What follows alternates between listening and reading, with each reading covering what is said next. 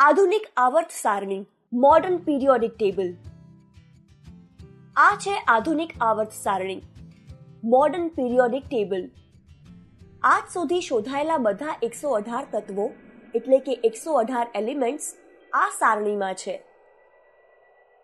આ બધા તત્વો પરમાણુ ક્રમાંક એટલે કે એટોમિક નંબરના ચડતા ક્રમમાં ગોઠવવામાં આવેલા છે. આમાંથી ફક્ત 98 તત્વો જ પ્રકૃતિમાં મળી આવે છે. બાકીના તત્વો વૈજ્ઞાનિકોએ પ્રયોગશાળામાં બનાવ્યા છે.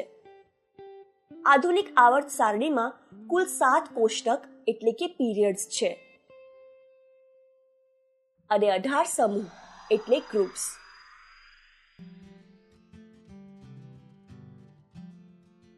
વાંકી ચૂકી રેખાની એક તરફ ધાતુ છે તો બીજી તરફ અધાતુ.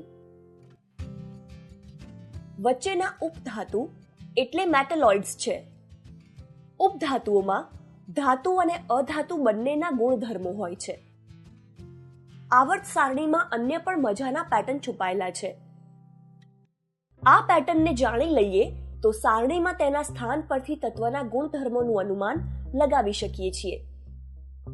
પરંતુ તે માટે જાણવું પડશે ઇલેક્ટ્રોનિક વિન્યાસ એટલે ઇલેક્ટ્રોનિક કોન્ફિગરેશન. તેનો અર્થ કે પરમાણુમાં ન્યુક્લિયસની એટલે કે કેન્દ્રની ચારે તરફ હાજર ઇલેક્ટ્રોનની વ્યવસ્થા.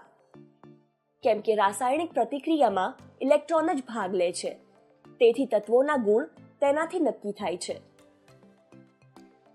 હવે કોઈ એક સમૂહના તત્વોને જુઓ, જેમ કે ગ્રુપ 1. કોઈ પેટર્ન દેખાય છે? ઈચ્છો તો વિડીયોને રોકો. સમૂહમાં ઉપરથી નીચેની તરફ જવાથી કક્ષાની સંખ્યા વધે છે, મતલબ કે પરમાણુનો આકાર વધી જાય છે. આ બધા તત્વોના સંયોજક ઇલેક્ટ્રોન એટલે કે વેલેન્સ ઇલેક્ટ્રોન મતલબ બાહ્ય કક્ષાના ઇલેક્ટ્રોનની સંખ્યા સમાન છે. મતલબ આ બધાની રાસાયણિક પ્રતિક્રિયા દરમિયાન ઇલેક્ટ્રોન આપવા કે ઇલેક્ટ્રોન લેવાની ક્ષમતા એક જેવી છે, માટે તેમના રાસાયણિક ગુણ પણ સમાન છે. તેનો અર્થ એ છે કે જો આપણને ખબર છે કે લિથિયમ એક ધાતુ છે અને પાણીની સાથે પ્રતિક્રિયા કરીને હાઇડ્રોજન ગેસ બનાવે છે, તો આપણે અનુમાન લગાવી શકીએ છીએ કે સોડિયમ પણ એવું જ કરશે, અને એ પણ કે સોડિયમનો પરમાણુ લિથિયમથી મોટો હશે. સમૂહ 1, 2 અને 13 થી 17 સુધીના તત્વ છે. મુખ્ય સમૂહના તત્વ એટલે મેઇન ગ્રુપ એલિમેન્ટ્સ. સમૂહ 3 થી 12 ના તત્વ છે સંક્રાંતિ તત્વ એટલે ટ્રાન્ઝિશન એલિમેન્ટ્સ. સમૂહ 18 ના તત્વોના બાહ્ય કોષ એટલે કક્ષા પૂરી રીતે ભરેલા હોય છે. આ નિષ્ક્રિય ગેસો એટલે નોબલ ગેસીસ છે. હવે આવર્તની પેટર્ન જોઈએ.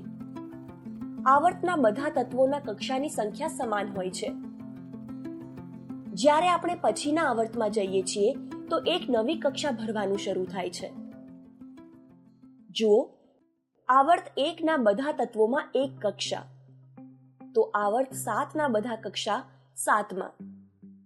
તાંબુ એટલે કોપરનું સ્થાન ચોથા આવર્તમાં છે, તો તેમાં કેટલી કક્ષા હશે? બિલકુલ સાચું, 4. ડાબીથી જમણી બાજુ જવાથી પરમાણુ ક્રમાંક વધે છે અને સાથે સંયોજક ઇલેક્ટ્રોનની સંખ્યા પણ વધે છે. આ જ કારણે આવર્તમાં તત્વોના ગુણધર્મોમાં ક્રમબદ્ધતા દેખાય છે.